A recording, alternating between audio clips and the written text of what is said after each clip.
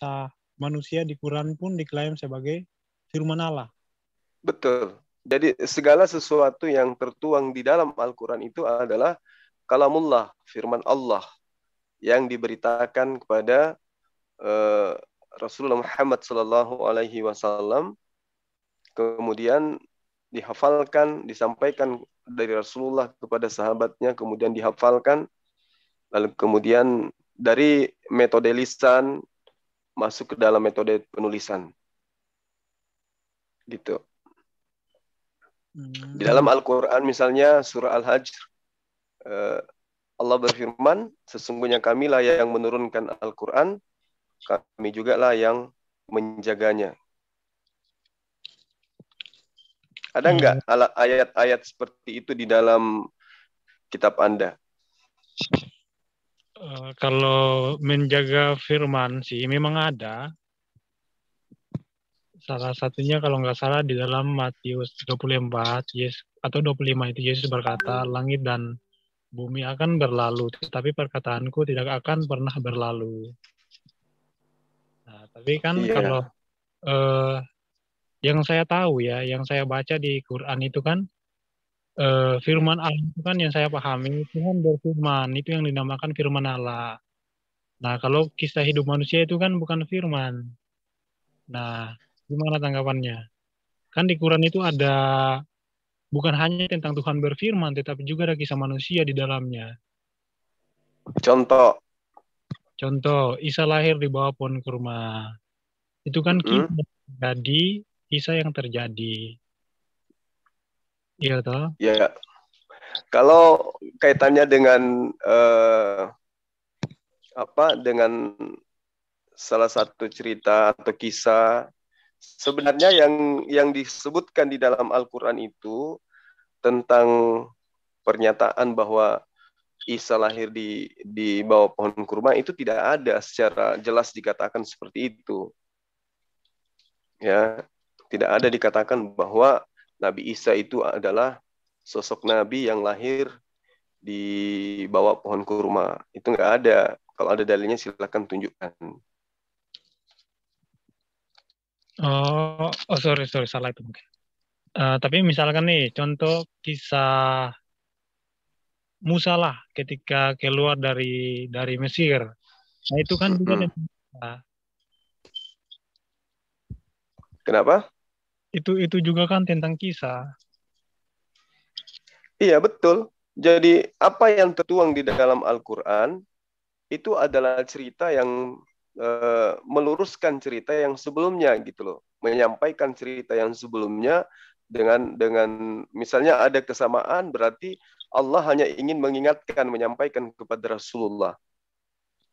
Kalau ada ketidaksamaan, berarti ya Al-Quran sebagai pembeda waktu itu. Ketika diwahyukan, Al-Quran menceritakan sebagai kisah yang sesungguhnya.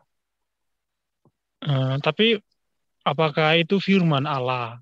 Karena yang saya ketahui kan firman Allah itu Allah berfirman. Nah itu kan tentang kisah hidup manusia. Apakah itu juga firman? Iya, di dalam Al-Quran. Semua yang ada di dalam Al-Quran itu adalah wahyu dari Allah. Tidak ada keraguan bagi kami umat Islam untuk meragukan dalil-dalil itu. Karena kenapa? Secara akal, syarat sah dikatakannya sebuah kitab itu adalah firman Tuhan, itu harus memiliki syarat pokok yang harus dipenuhi oleh sebuah kitab yang bisa disebut sebagai firman Tuhan atau kitab suci. Contoh misalnya Al-Quran, itu harus betul-betul ya bersifat wahyu, harus bersifat sesuatu yang tidak sama dengan bahasa manusia pada umumnya. Ya. Terus penerima wahyunya juga harus jelas orangnya, benar-benar jujur, dipercaya, dan kemudian diakui oleh orang-orang sekelilingnya sebagai orang yang terpercaya gitu loh, orang yang memiliki karismatik sebagai orang yang pantas untuk memperoleh nikmat kenabian.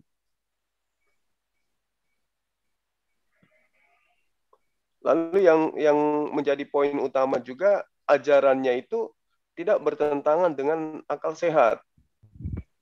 Ya, ayat-ayatnya yang diterima, yang disampaikan tidak bertentangan antara satu ayat dengan ayat yang lain. Ketika kitab suci itu berbicara tentang ilmu pengetahuan, maka harus terbukti kebenaran ilmu pengetahuan itu. Lalu muatan daripada kitab itu harus sesuai dengan fitrah manusia. Dan yang terpenting lagi, kitab itu harus bisa memberikan kesaksian bahwa dia benar-benar adalah wahyu dari Tuhan Sang Pencipta alam semesta.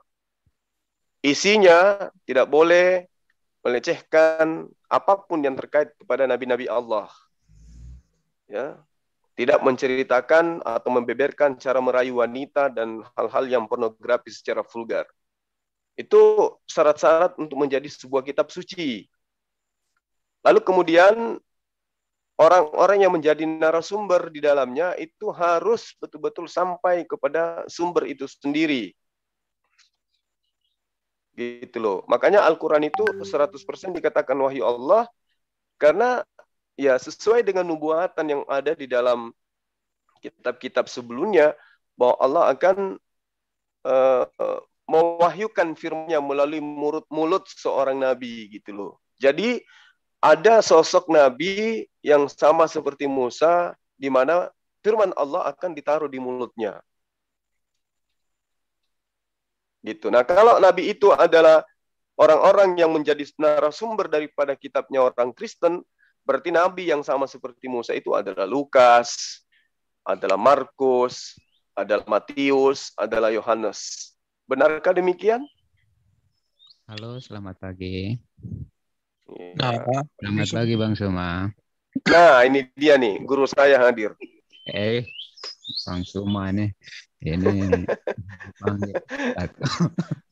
Tapi bagus ya. Ini hanya kita ada topik serius kan, enggak kan?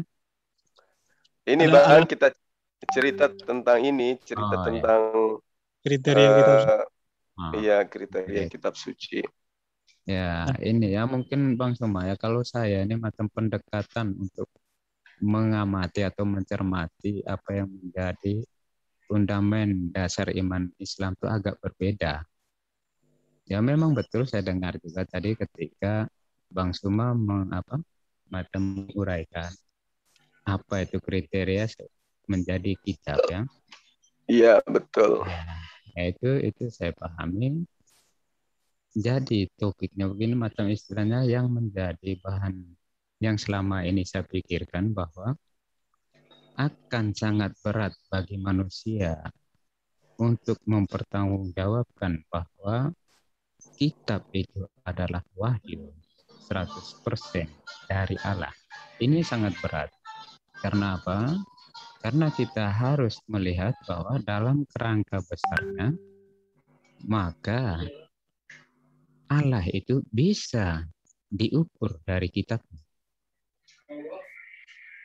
Ini yang menjadi macam pendekatan saya ketika melihat acuan-acuan yang disampaikan orang Islam tentang bagaimana Quran itu.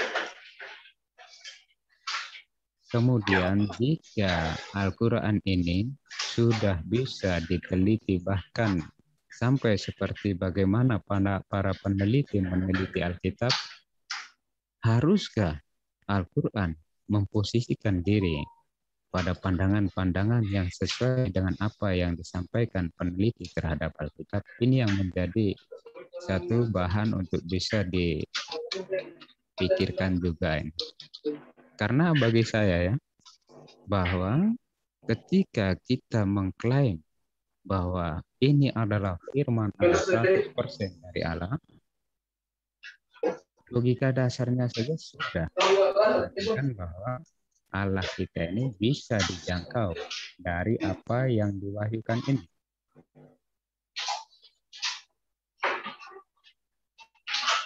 Ini yang saya sedikit rasa macam ini ya, agak sedikit lain. Oh, ada kawan telepon lagi.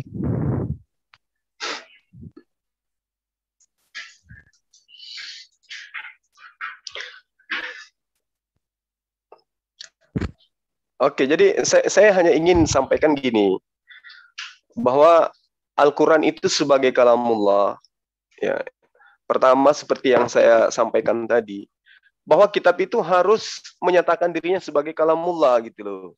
Al-Quran itu harus memberikan identifikasi dirinya secara menyeluruh kepada manusia.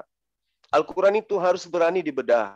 Al-Quran itu harus berani disandingkan, apa istilahnya, dikupas isinya. Al-Quran itu harus betul-betul mampu membuktikan dirinya secara historis, secara muatan, kemudian apapun yang tertuang di dalamnya, yang kemungkinan akan mendapat penelusuran atau kemudian pemahaman manusia yang memiliki taraf pengetahuan dari zaman ke zaman, bahwa Al-Quran itu betul-betul tidak tergoyahkan sebagai kalamullah. Seperti misalnya dalam Al-Quran diterangkan, katakanlah sesungguhnya jika manusia dan juga makhluk-makhluk gaib lainnya berkumpul untuk membuat serupa Al-Quran, niscaya mereka tidak akan dapat membuat yang serupa dengan Al-Quran itu. Sekalipun sebagian mereka menjadi pembantu bagi sebagian yang lain untuk mewujudkan keinginan menjadikan sebuah kitab menyamai Al-Quran. Nah, ini adalah merupakan tantangan, dan ini tantangan sudah 1400 tahun lamanya, tidak pernah ada yang bisa membuktikan itu. Belum lagi ketika di dalam ayat lain mengatakan, katakanlah wahai Muhammad, ya, maka datangkanlah 10 surah seumpama dan panggillah orang-orang yang kamu sanggup, ya, selain daripada Allah, jika kamu memang orang-orang yang benar. Jika mereka kamu seru itu tidak menerima seruan itu, maka ketahuilah sesungguhnya Al-Quran itu diwahyukan dengan ilmu Allah, dan bahwasanya tidak ada Tuhan selain Dia. Maka maukah kamu berserah diri kepadanya?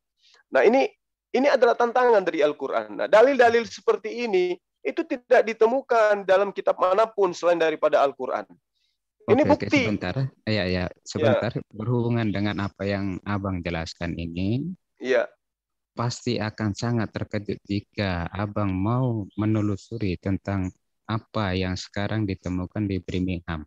Oke, kita bicara ini bahwa melalui uji karbon sudah ditentukan hasilnya ya. Walaupun dalam pendekatan menelusuri tentang penemuan-penemuan naskah kuno ini mempunyai berapa pintu, tetapi salah satu pintunya sudah dibuka. Dan ini diprediksikan kemungkinan bukan Al-Quran atau kemungkinan adalah Al-Quran. Masih ada 2 kemungkinan. Dari 2 kemungkinan ini saja sudah membuat orang Islam akan tergoncang. Apa yang saya bisa mau katakan? Betul ini saya katakan. Iya. Ya, karena pertama dari apa yang Abang ungkapkan tadi, bahwa pembuktian bahwa jika memang ada tantangan ini, contoh hal ini, bagaimana mungkin penemuan itu boleh ada 2 tahun sebelum kelahiran Muhammad? Ya, dari uji karbon itu sudah jelas kemungkinan. Nah, kita lihat kemungkinan pertama di mana bahwa itu bukanlah Al-Quran, berarti ada pembuktian bahwa 3 surah loh waktu itu yang ada di situ, bukan cuma 1 surah, 3 surah. Jadi dalam hal ini pembuktian itu yang mengatakan bahwa tantangan yang diberikan Quran itu dengan penemuan ini sudah pasti runtuh dengan sendirinya. Kedua, jika itu adalah bagian dari Al-Quran, yang ini penemuan ini, jika adalah bagian dari Al-Quran, maka bahwa mana mungkin Al-Quran sudah ada sebelum Muhammad lahir. Iya. Ini saya sudah baca literal itu, Bang Yusuf. Saya sudah baca. Yang dimaksud di situ adalah karbonnya, bukan isi daripada apa yang tertuang di atas karbon ini. Itu. Uji karbonnya memang itu harus lebih tua daripada isinya, kan gitu. Tidak mungkin lebih duluan tulisannya daripada kertasnya, kan gitu. Tidak, itu apa hasil itu melibatkan tulisan itu, bukan melibatkan bahannya ya. Tidak, bukan. Kalau Anda mengatakan tulisannya, yang termuat di tulisannya, ajaran mana sebelum Al-Quran itu yang mengatakan bahwa isi Al-Quran itu sudah pernah ditemukan gitu loh. Padahal yang Anda maksud ini adalah manuskrip yang berada di Birmingham, kan? Birmingham, kan? Birmingham itu. Terus ini saya sudah pernah baca literal itu. Yang dimaksud di sini hasil penemuannya itu ketika salinan manuskrip tertua ini dibawa ke Eropa, itu bukan isinya, tetapi kertas dan karbon itu sendiri yang kemudian ditemukan lebih tua daripada usia Rasulullah Muhammad SAW. Ya sama dengan akte kelahiran yang digunakan untuk menuliskan akte kelahiran saya, Bang Yusuf. Tidak. Lebih tua kertas itu daripada usia saya. Kertas itu lebih duluan datang, lebih duluan dibuat daripada saya dilahirkan. Tetapi kemudian digunakan untuk mencatat data-data saya, kelahiran saya, kedua orang tua saya. Bukan berarti bahwa itu salah. Gitu yang Anda maksud saya paham, bahwa ketika Anda berpikir bahwa uji karbon yang dihasilkan itu mengatakan bahwa bahannya itu yang termaksud kertas ya. Maksudnya contoh bukan kertas apa dari bahan itu, contoh kulit apa begitu. Bukan itu maksudnya. Uji karbon yang dimaksud di situ bahwa tulisan ini ada di zaman itu. Bukan mengatakan bahwa bahan itu dia bukan menguji bahan yang ini, tetapi uji bagaimana tinta itu, penulisan itu yang dikaji dalam uji karbon itu. Bukan bahannya ya. Bukan macam di atas apa dia menulis itu tidak. Tetapi tulisan itu yang dikaji. Dari bahan itu yang dikaji, diperkirakan seperti itu. Tetapi ini hanya kita bicara ini ya, karena memang dalam pintu-pintu lain ya, pintu lain tentang bagaimana mereka menelusuri kaligrafinya, bagaimana corak penulisan pada waktu itu, apakah ini Al-Quran atau bukan, ini masih belum diungkapkan ya. Jadi apa yang Anda sampaikan, Bang Yusuf, itu adalah tuduhan yang tidak berdasar. Kan? Saya nggak bertuduh, saya nggak menuduh. Ini kita hanya berbagi Ya itu dia. Justru dengan apa yang Anda ungkapkan itu adalah merupakan sebuah kebanggaan bagi umat Islam. Kenapa saya mengatakan seperti itu? Karena manuskrip tertua tentang dari Al-Quran itu sendiri itu adanya di negara yang notabene adalah negara non-Muslim. Non-Muslim. Iya kan? Bagaimana kemudian negara yang menguasai museum ya yang di Birmingham itu bisa membuka ke mata dunia bahwa manuskrip yang tertua di dunia yang ada pada mereka itu tidak berkesesuaian dengan kitab suci Al-Quran sedunia. Kan tidak ada. Itu panjang-panjangan nanti pembahasannya itu panjang. Itu karena itu ketika macam apa berbicara tentang tantangan ini, tantangan itu, itu saya ada rasa-rasa agak macam gimana gitu ya.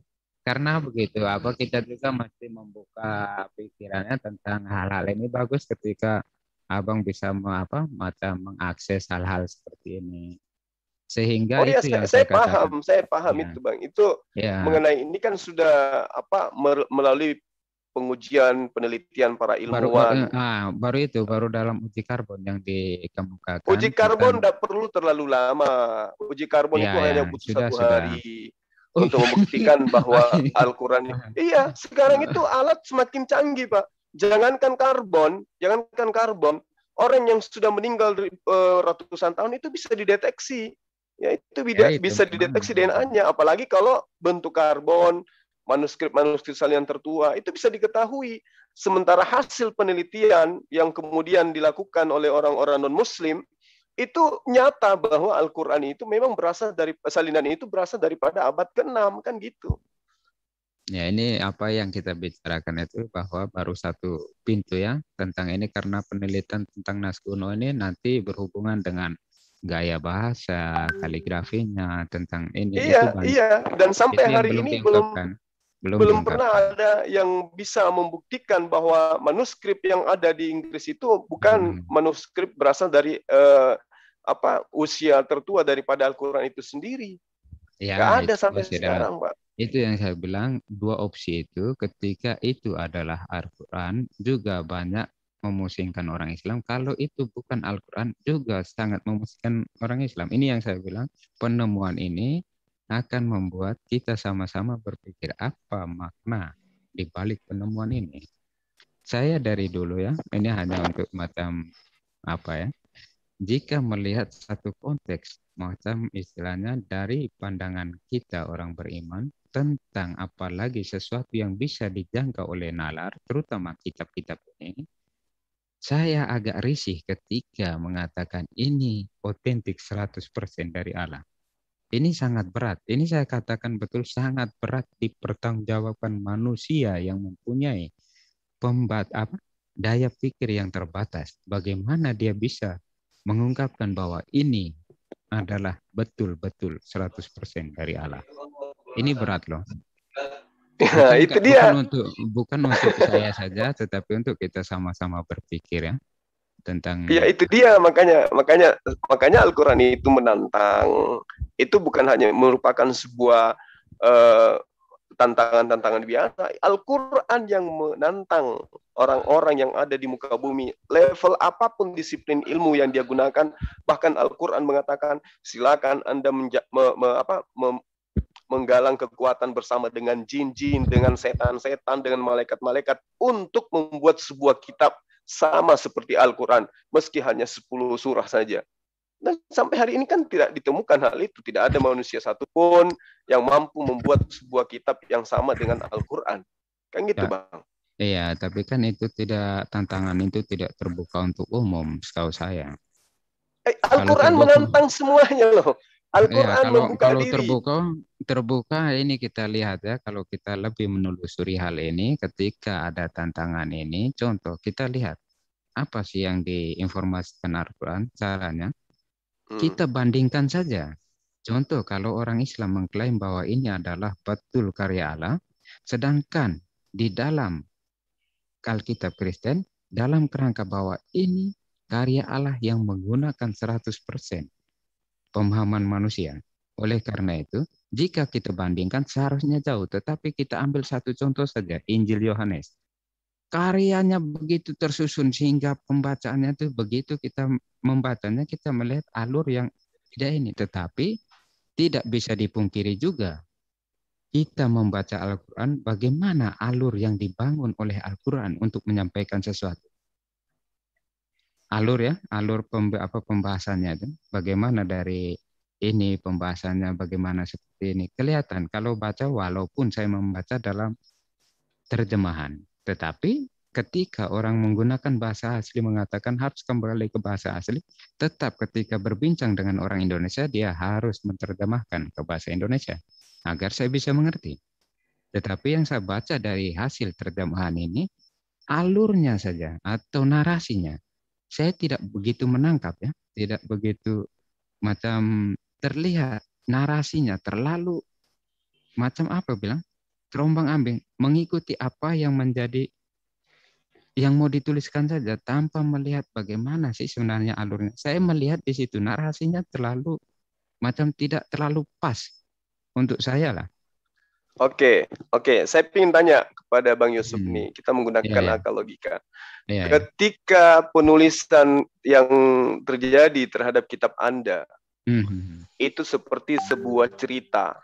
Ada permulaan, pembukaan, ada endingnya, dan ada akhirnya. Nah, saya ingin tanya, apakah Yesus di dalam kesehariannya ketika dia diceritakan dalam kitab Anda, itu hidupnya dituliskan sesuai dengan apa yang ia lakukan? Begini ya, tentang kitab, bahwa ini adalah pewartaan yang dituliskan. Nah, itulah yang membedakan. Kitab Anda itu adalah sebuah cerita. Al-Quran itu bukan cerita. Al-Quran itu bukan cerita. Tolong didengarkan saya dulu. Ketika Anda membaca terjemahan Al-Quran, Anda mengatakan saya bingung. Karena kenapa tidak tersusun ceritanya? Ya memang Al-Quran itu diwahyukan 22 tahun lamanya. Nah, setiap ayat itu turun diwahyukan oleh Allah, itu berkesesuaian dengan apa yang terjadi pada masa itu. Nah, misalnya berbicara mengenai sholat, perintah sholat. Wahyu Allah itu tidak seketika turun tentang sholat semua tuntas. Kenapa? Karena Rasulullah Muhammad SAW itu di dalam risalah kenabiannya tidak hanya membahas sholat sampai tamat, nanti bahas lagi tentang yang lain, nanti bahas lagi tentang yang lain. Tidak seperti itu. Rasulullah Muhammad SAW itu menerima wahyu dari Allah berkaitan dengan apa yang terjadi pada masa itu. Makanya ada yang disebut asbabul nuzul. Apa sih yang menyebabkan ayat-ayat ini diwahyukan? Nah, itulah kenapa kemudian Al-Quran itu diacak. Teracak dia punya dalil, tidak sama seperti buku cerita, bahwa endingnya ada seperti ini, episode pertama, episode kedua, episode ketiga. Meski di dalam cerita-cerita itu justru melahirkan kerancuan yang sangat-sangat hebat. Gitu loh, itu loh Bang. Nah, Al-Quran itu misalnya nih, bagaimana cara pembagian warisan? Ini ada masalah. Ada dua orang anak yang menuntut hak waris daripada harta kedua orang tuanya. Nah, apa yang terjadi kemudian? Itu diwahyukan oleh Allah. Begini loh caranya ketika pembagian harta warisan seperti ini. Setelah selesai itu, tiba-tiba ada lagi masalah baru yang tidak ada kaitannya dengan hal warisan. Misalnya tentang pernikahan. Gimana ceritanya syarat-syarat nikah dalam menghadapi masalah seperti ini? Lagi-lagi diwahyukan tentang pernikahan. Begitu berselang seperti itu, ada lagi masalah yang lain, masalah pendidikan. Allah tunjukkan lagi wahyunya tentang pendidikan. Itulah wahyu. Itu ciri-ciri wahyu itu seperti itu. Jadi kalau yang Anda sebutkan kitab Anda tersusun ceritanya, itulah makanya saya katakan bahwa kitab Anda itu hanya berdasar terhadap penyelidikan, bukan pewahyuan. Jadi beda Bang Yusuf antara kitab Anda yang penyelidikan dengan kitab suci Al-Quran yang adalah wahyu dari Tuhan. Ya, silakan. Ya, saya tanggapi juga. Ini semakin menarik ketika Anda menyampaikan ini.